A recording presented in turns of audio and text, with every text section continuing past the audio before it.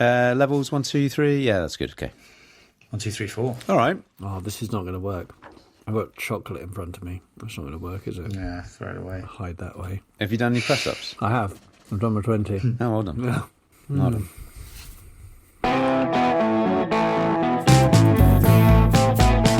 First of all, thank goodness that somebody's made a word for this phenomena, so now we can easily call it out. I guess if you've got two fubbers together, Just happily phubbing each other, doing important stuff on our phones. fubbing away. Great. Don't fub me. Come on, man. 8 of us, we haven't seen each other for 6 months, and we were all looking at our phone trying to work out how to order just like a beer and our dinner. I don't think it's a secret that a lot of people wish they were spending less time on the phones. Our society, our culture, our etiquette hasn't had time to really catch up. There you are, sat outside a cafe on a warm, sunny morning with a good friend, catching up, having a lovely old time over a cup of coffee. Their phone on the table beside them buzzes suddenly. It's a text message. They've 2 options. Do they ignore it and carry on enjoying this time? Oh, no. Oh, you've lost them. Hello and welcome to Sketchplanations, the podcast. Now, if you look up the word Sketchplanations in the dictionary, well, you won't find it. But if you type Sketchplanations into your preferred search engine, you'll be laughing because you'll undoubtedly end up on sketchplanations.com, the place to access the hundreds of sketches that gleefully explain stuff in the world around us through the medium of a simple sketch. And in this podcast, we select one of those sketches each episode to explore its themes and application to our own lives in a bit more detail.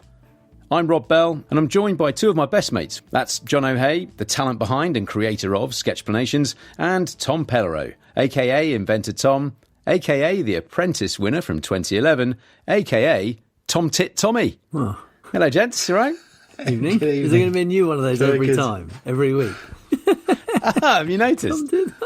I've always called you all these different things. Maybe not to my face. Tommy, you'll be pleased to hear I've been online again. Okay, good. This time I've been having a little look around at some of the wondrous moments you've given us all on TV. And there was an interview you did for GB News about a year and a half ago. Right, and so you pop up and the anchor guy introduces you and then you just go off into your own world saying how great Lord Sugar is and how great the BBC is. And then you do this awesome little sales carousel of products. And they come in from the right, you give it a little explanation, it goes out to the left, the next one comes up, and you're just going off. It's absolutely brilliant, holding them right up to the camera so the telly can see, until he jumps in and says, all right, mate, this isn't QVC. It's brilliant. It's such a good clip. I love it. Relentless. Always be selling. I do love live TV. I have got on trouble on BBC Breakfast. I think I pulled a nail file out and even managed to get one in there. It's very important to have some product in the pocket ready to go at all times. Yeah. What? Oh, no. It's good thing you sell small stuff, not like pianos and things like that. In your pocket. Yeah. Here's one I wheeled in earlier. Listen, it dawned on me a couple of days ago, changing the subject slightly, that Sketchplanations as a word, even though it's not in the English dictionary, is a portmanteau, by which I mean a word made up of 2 other words, like internet, which was it interconnected network, internet, or labradoodle, Labrador and a poodle. Yes. You want to say Labrador and a doodle there, but Labrador and a poodle. Spork is another one, a spoon, fork. Spork's good, yeah. I learned about a Chalky the other day, a Chihuahua and a Yorkshire Terrier. Brilliant. Dogs are great for it, aren't they? Yeah. Dogs are great for it. Like there's the Cavapoo, all the poo ones. They're everywhere these It's days, just aren't fun, they? Yeah. right? They make kids laugh anyway. Poodles apparently excellent for I it. was going to ask if you'd done a sketchplanation on portmanteaus, and then I just thought, well, I'll have a look. And lo and behold, you have. In fact, you haven't done one, you've done 2. I think I did too, yeah. I did. Do you remember? Yeah, one of them was just like, what is a portmanteau? And it just explains about like smushing words together, right? Like Oxbridge. Yeah, that was one of them. One of my favourites, brunch. Brunch is a good one. Jono, have you just pronounced that correctly following Robbie mispronouncing it for the last 5 minutes? I hope so. Do you know, it's a good... What, portmanteau or portmanteau? Yeah. Well, I always figured it was a French word. And, I'd say manteau in French for a coat, right? So I think what I was trying to do is what I do sometimes when I don't really know and just try and go through it quickly and go halfway in between a portmanteau. Just be bold. Well, yeah, who knows? Do you remember the other ones you had on the sketch? Oxbridge and Brunch. You know what? I remember the food ones. I think the food ones were the ones that come to mind. Because I think that was where I first sort of learned of it, was tofurkey, the tofu turkey. Yeah. And yeah, isn't there the most ridiculous one, seduction? Yes. That's it. What is that? It's a chicken stuffed in a duck, stuffed in a turkey, I think. As a real thing that exists. Duck. Yeah. And there's a cheese. There's a cheese as well that you did. So there's the portmanteau, what it is, and then there's examples of food ones. Do you remember the cheese example you did? No. Cambozola, camembert, and gorgonzola. I don't know how you do that though. Do you just get the two and mash them up? I don't know. Or do they make it that way? It's probably different than how they make the dogs, I should think. Anyway, enough confabulation for this week. Let's get on with it. This week's podcast covers an observation of modern life that drives me crazy. And as it happens, it's also a portmanteau. Or a portmanteau. Here we go.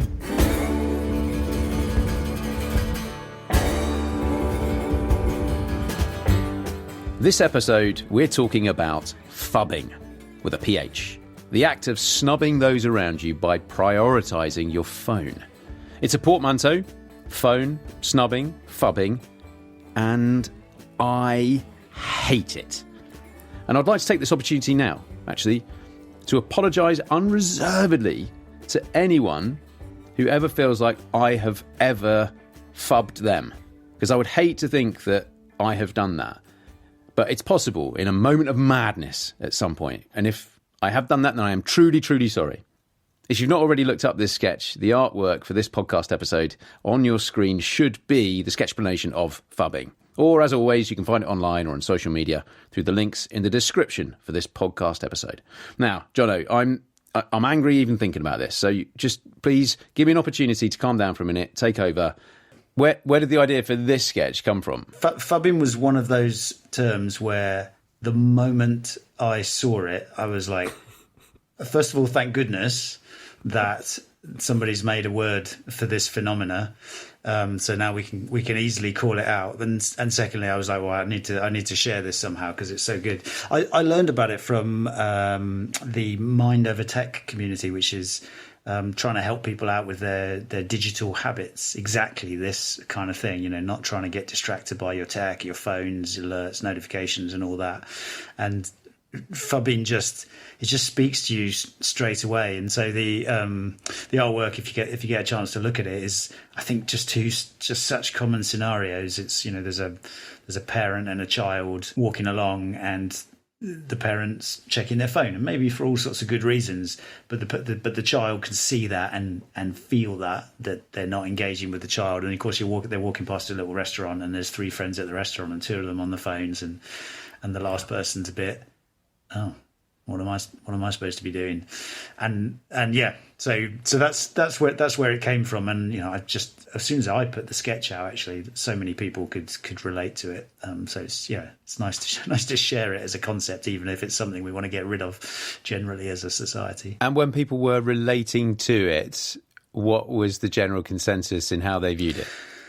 I just think everybody just recognises it in other people and also in themselves, as something they wish they would get rid of. Yeah, I think so. I don't think it's a secret that a lot of people wish they were spending less time on the phones. And it might be that in the moment you don't notice that you're phubbing someone else, right? You don't notice, and that's why people do it, because you don't realise that you're affecting the person opposite you, perhaps. But I think all of us are conscious that it happens, and we might occasionally be guilty of it. Picking up our phones a little bit too often. Certainly, I think as parents as well. Yeah. Tommy, are you a phubber? Oh, hugely. Phubbing, you never realise you are, and I am very happy to say I am highly addicted to my phone. Right. and I do genuinely see it as a bit of an addiction because they are so highly addictive. There are literally hundreds of thousands of people in the technology companies behind there trying to make sure all I want to do is pick it up and do something on it and, give my attention to this phone. And I've recently, Mind Over Tech, you just mentioned it, John, I've been doing their accelerator program to try and help with little tricks with the communities to try and help me sort of get away from it, because what the place I really see it is with my kids. They don't have phones yet. They're 8 and 9. But their iPad, when I take that or try and take the iPad away, they're just these like little monsters for a little bit. And you're kind of like, this is, just like with sugar, with ice cream. Lord because Sugar. They're so addictive that you want to do. This is addictive. Wow, exclusive. Can't get enough of them. I mean, I know a couple of very consistent phubbers, and I raised it with one of them the other day, and he was quite upset by it. I mean, it wasn't a surprise because he knows it, because I've told him before, his wife's told him before. But when I mentioned it again, I was like, well, you are a classic one of these. He's like, oh, God, am I? Oh, God. And he really didn't like that. He didn't like the fact that, I guess he accepted that that's what he did. So I guess that does come into that addiction sign. I think it doesn't mean it's easy to do something about. No, I agree. No. Yeah. No. Jono, have you got the Mind Over Tech cards? No. Have you tried many of them? No, not yet. Because one of them is, can you see that? Yeah. So there's just a Post-it note. Yeah. Post-it note on my phone which says why. So it's a little challenge that you do, like for a day. You just put it on. So every time you pick up your phone, you go, why? Why is it that I'm picking this up? Is it for some useful purpose, or is it just because I'm bored or I don't want to be doing what I'm doing? I like that. And it's amazing how you go like, yeah, actually, why? No, why am I picking it up? Did it help? Play with your kids. It really helped. And what was amazing is actually getting my son to write the why. Because then I saw it in his writing. Oh, and I was that's like, a good twist. Why am I looking at this? Why aren't I like, Jack, let's play a game. Let's do some stuff. Let's read together. Let's just do something which is not that. Because there's just, for me, it's the news. I know, like the amount of time I used to spend just on BBC website just looking through the news. I didn't really know why. But is that different to like phubbing? Because in my mind, phubbing is where you're having a chat with somebody there in front of you, and then something happens on your phone and you take your attention away from that present of people with you and you look at your phone. Yes. I think there's a distinction there between that scenario and just sat on your own or in the office or as a distraction or whatever. You just get your phone out and start looking at the news or whatever. Is there a distinction? I think so. Like, I think phubbing is meant to be about snubbing the people with. So if you're by yourself, by all means, look at your phone, check the news, I guess. But I think it all builds up, right? Like, you might be, not having a conversation with somebody and looking at your phone, but they're in the same room and you check the news, and you could stop what you're doing and go over to them in that room, or you're both in the garden and you check your phone or whatever. And so I think they sort of build on each other. But yeah, fundamentally I think they're different. Yeah. But the that habit of like checking your phone for something I'm sure it leads to it, right? But it's a good point, Rob, that snubbing, phubbing, it probably is a bit more than that, but they do build up. The worst one that I remember is actually, remember when we all met up? There was about 6 of us met up after lockdown. One of the first lockdowns, we were in a pub in South London, and they wouldn't allow us to order at the bar, so we all had to download an app and order our drink independently on it. And it wasn't deliberate phubbing, but I remember looking up and like 8 of us, we haven't seen each other for 6 months. We're in a bar for the first time in years, and we were all looking at our phone trying to work out how to order just like a beer and our dinner. And it was like one of those it didn't feel like really an improvement, horrible moments that will stick for me forever. Yeah, ordering on your phone is like, I'm sort of here to be with people, to get away from the phone. I don't want to sit here and order on my phone. But I mean, it is convenient sometimes, but also, like if everybody sat on their phone at the table, it's probably a disaster. One of the things that I've noticed is like a real catalyst for phubbing is having notifications for WhatsApp messages, text messages, emails, news alerts, and having your phone ping at you or buzz at you or whatever. That I've found is the real probably the real catalyst for Do you- that. do you I have those turn on? off most notifications. No, which is why it sometimes takes me quite a long time to reply to messages, because I don't want my phone pinging at me all the time. Yeah. Because I'm so popular. No, I just don't want my phone going the whole time. I'll look at it when I want to look at I it. agree. For some things I do. For some things I'll have a notification, but for most things I don't. But the worst one is I once was like, I'm going to do a weekend without my phone. I'm not going to pick it up from Friday till Monday morning. And then on Monday morning, I picked it up and I saw these messages from John O'Hay on a Saturday saying, oh, at last minute, I just happened to be in St Albans. Are you guys around? And I was like, you're absolutely kidding me. The one weekend I don't check my phone all weekend. It's a problem with phones. So useful. So it's tough, isn't it? It's hard to find that. I mean, that's not a solution. I mean, turning off your phone or turning off your notifications, I don't think that is a solution. No, but it helps. I mean, I think there's even, some evidence to the fact that even if your phone is visible when you're with people, it can distract and affect the quality. So like if your phone is on the table, people are aware of it. And whereas if what you should do is turn off the beeps and stick it in your bag where it's out of sight, out of mind. And ideally, I think you do the same at home, right? And that just reduces, it's about setting your environment, isn't it? And like reduces the temptation for that stuff to happen. So just put it away if you can. But then here's a question that I wondered about earlier, posing different scenarios in my mind. So you're there with one other person or two other people, like in the sketch, you're one of the guys sat at the table, cafe table, whatever, and there's a ping for a text message and you look at it. That, in my mind, that's phubbing. Or a news notification, that's phubbing.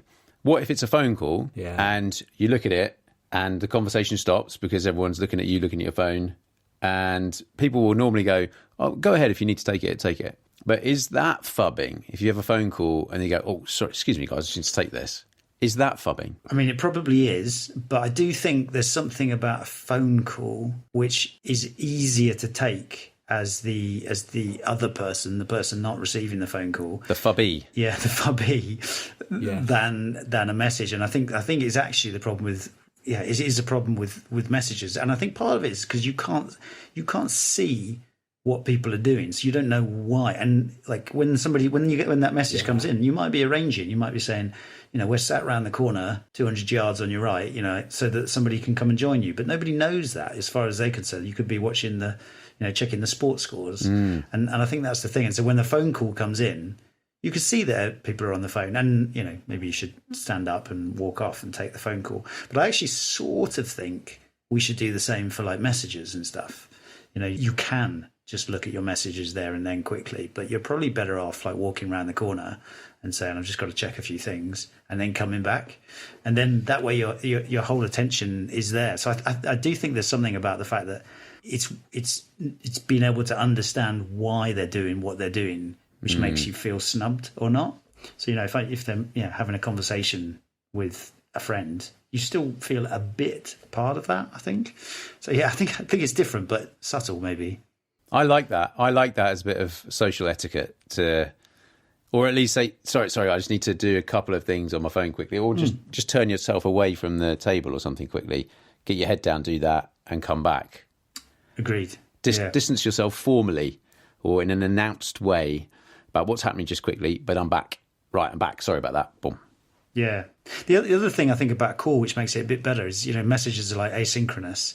So, you send a one and saying, hey, we're just around the corner, and then 2 minutes later something else comes in, and then you say, yeah, we're still there, can you not see us? And that dragged that thing over for 6 minutes or something. Whereas if you have a call, you get it all done there and then, real time. And so the distraction is not like lengthened over the course of the evening or whatever it is your meetings. Yeah, so there is something I think preferable for a call, and something really annoying about repeated small interruptions that can really bug you, or me at any rate. Oh, it bugs me. But I was thinking, I'm not saying I'm perfect in this, I'm trying very hard not to judge people who do feel that really deep, almost, Tommy, you said, like addictive connection to their phone. I'm trying very hard not to judge that. You are good, actually. I think you are always very engaged whenever out with That's yourself. why I chose this topic, engaged. Tommy. Excellent. Thank you. Yeah. good. Make myself look good. You know what? I've a lot of sympathy for parents as well, because there's so much important stuff these days is on your phone, and that's also the challenge. You know, so it might be that you're actually doing something really important right there on your phone, but you know, as I say, for all your toddler knows, you're looking at some pictures or the news or whatever, and it just feels like they're less important than whatever it is you're doing. But it might not be right now. But everything's on your phone. Whereas actually you're booking their childcare. Yeah.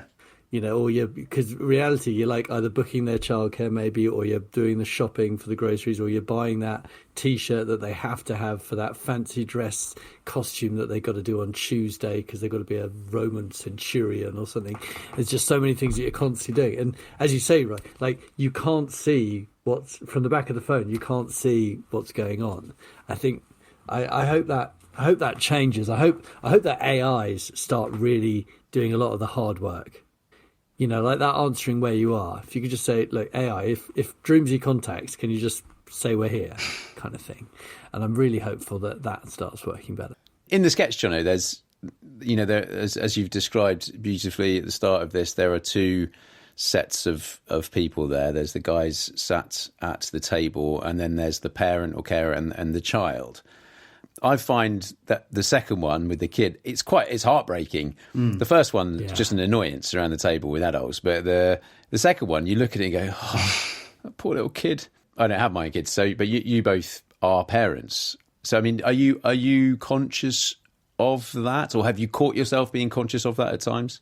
Yeah, Robbie, completely. And that's why I've been doing this course. What really highlighted it to me the other day was I noticed that Jack had been on his iPad quite a lot that morning. It was like a Saturday morning.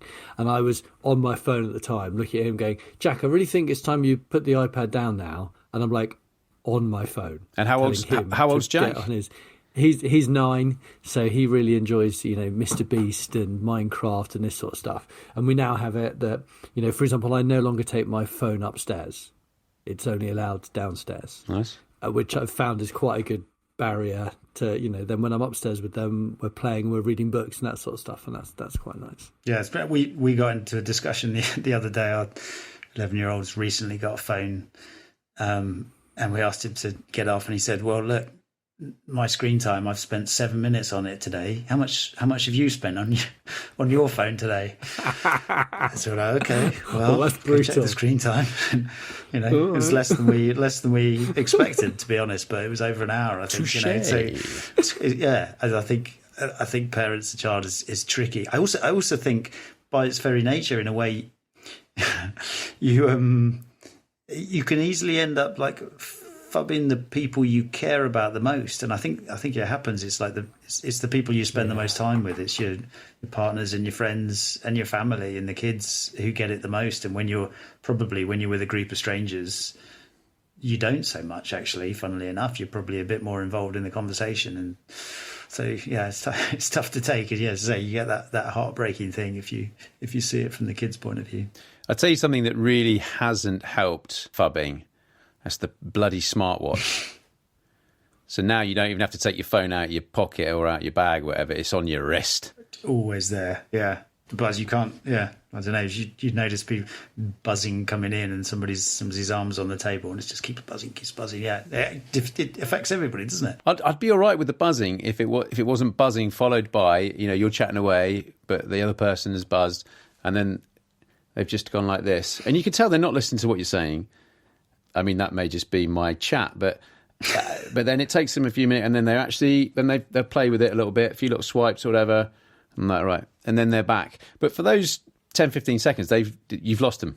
You've lost them. Yeah, you may as well not be there. Yeah, I hate that. It's curious though, isn't it? It's like tremendously efficient. And probably, you know, just arrange some stuff in those 3 seconds, but it disrupts what you're into now. It sort of makes you really appreciate the times where there aren't those distractions coming at you. And I get it. You know, there's a lot going on. Yeah. You know, it's a busy world.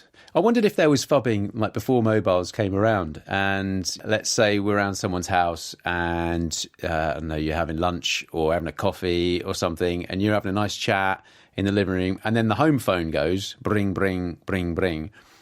Oh, I mean, I don't think you'd ever expect that person, going back to what we know for when mobiles didn't exist. I don't think you'd ever expect that person not to go and answer the phone. No. Yeah. Agreed. It's like annoying, but you're like, fair enough. You don't know who it is, right? Maybe it's important. Probably don't get that many phone calls. Yeah. I was thinking that, I don't know so much the phone. I was trying to think what's an early example of it for me. And it might be like the dad reading the paper at the table or something, in the sitcom. That's and good. All the family are chatting or something. You just put the paper up in their face and I'm reading the paper, leave me alone. I'd rather be reading this paper than chatting with my family right now. I guess that was sort of an early example. But even that was slightly better in some ways, because at least you could see he was reading the paper. I don't know. On the phone, you don't know, do you? But I'm very aware that in expressing my views towards phubbing, that I could come across as a kind of anti-progressionist. That no, things should stay the same. I'm a traditionalist. I don't want things to change, and technology and progress is awful. I do feel like that generally about life, but I don't want to. I want to try and accept the ways of modern life as much as I can. But I feel that there's something here that's not quite right. I think the bottom line is that all of this stuff has arrived very quickly. Yeah. Hasn't it? Like the smartphone, what was it, 2017? What? No, 2007, sorry. iPhone 2007. Oh, you're going to have to cut that out. 2007. So, I think the bottom line, that all of this has arrived very quickly. It's like 2007, the first iPhone. Only an idiot would get that wrong. And so it's just, and Instagram is not that old, and WhatsApp is not that, and we're just, our society, our culture, our kind of etiquette, so to speak, you said it earlier, hasn't had time to really catch up. Yeah. Yeah, but do you think it will? Neither is our brain and how we go. I really do think. Do you think it will, or have these behaviours been so set? And I think we're all a little bit more conscious about it than we used to. I would agree that I think it's a transition, and I think our kids will be better than we were. That's interesting. We might be cautioning them that it's going to be some mega distraction. You'll never get any work done or do anything real because technology will distract you all the time. And I think they'll figure out ways to make it work because they grow up with it. And I think it's a bit more of a challenge for us, where you've had these established habits, that's oldies, and then this new thing comes in, you're like, ooh, new shiny thing. I see it with my parents as well. My dad would be, happily at a dinner table conversation with the family, checking the football scores and showing us the football scores. I don't care about the football score. We've just got everyone together for the last 6 months for the first time. Yeah. Yeah. Along those lines, this is moving away slightly from phubbing, but when someone needs to show you a photo or needs to show you this video of a YouTube thing, you're like, just send it to me, we'll have a look at it on my way home type thing. Let's use this time a bit better, shall we? We can never find that photo quickly, can we? We're always like, it will just be quick. I know someone who'll happily be taking photos of the gathering and then interrupt the gathering to show you the photo they just took of everyone sat there. Hey, look at this. Yeah, that's a nice photo of us here right now. It's great. I think these are, in its widest sense, these are all examples of phubbing. It's phone interrupting a social interaction.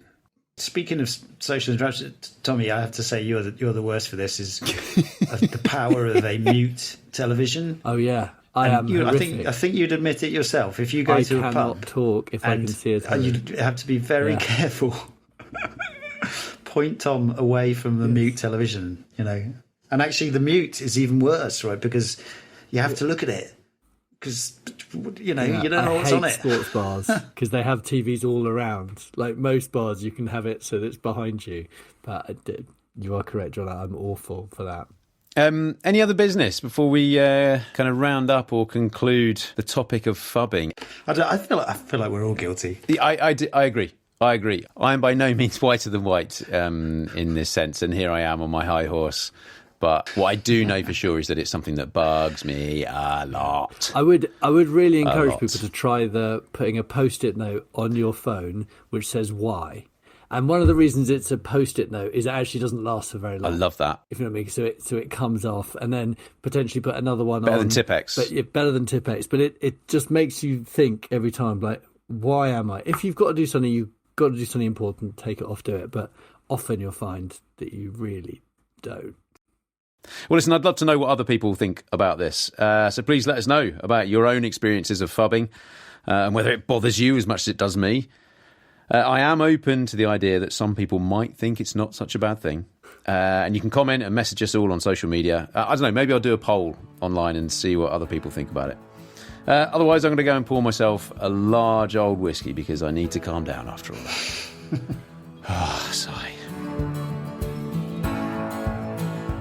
Well, in the next episodes, guys, we're going to be talking about silence or silences. And more specifically, the urge we might all have when in company to fill them. Very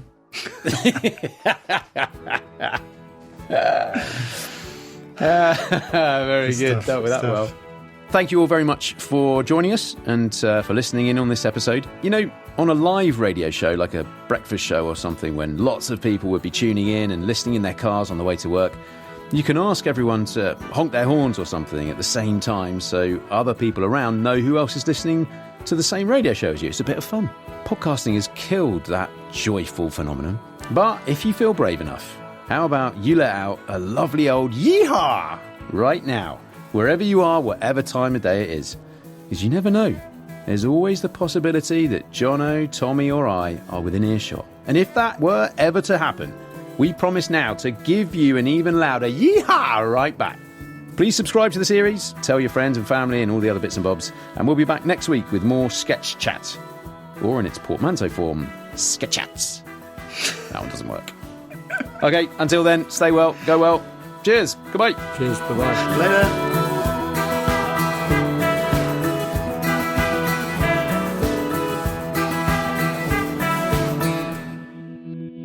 All music on this podcast series is sourced from the very talented Frank Cinelli. And you can find loads more tracks at frankcinelli.com.